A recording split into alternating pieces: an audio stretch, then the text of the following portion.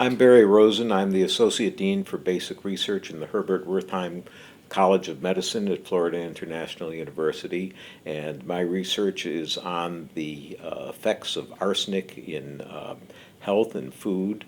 Arsenic is a serious health problem. It's introduced into our food both from drinking water and from our food supply, and it is a human carcinogen that's ranked #1 on the Superfund list by the Environmental Protection Agency.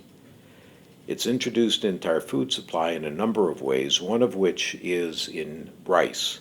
And arsenic in rice is a serious health problem all over the world.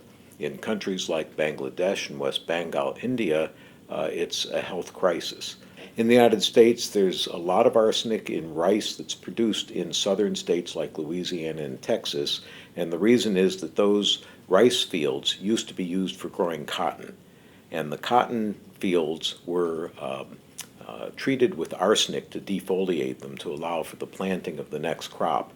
So the fields are no longer used for cotton, but the arsenic remains in the soil and will remain for many decades to come. And in the meanwhile, the rice that's grown there is accumulating a lot of the arsenic, and we get it in our diet.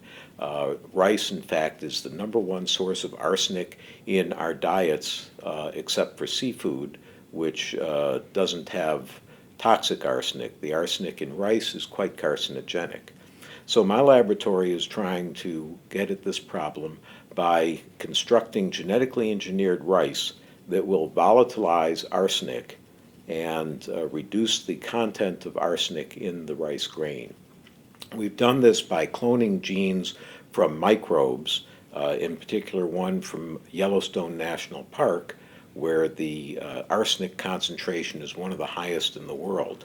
And the microbes, in particular a microbial alga that grows in Yellowstone National Park, has evolved a mechanism to deal with arsenic by volatilizing it.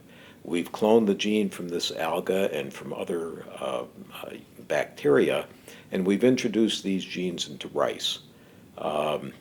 We've now, in collaboration with the group in Xiamen, China, grown our first rice crops and shown that they actually can transform arsenic into organic species that can be volatilized. This is something which is an important aspect in China also because a lot of the rice in China is contaminated with arsenic and other metals.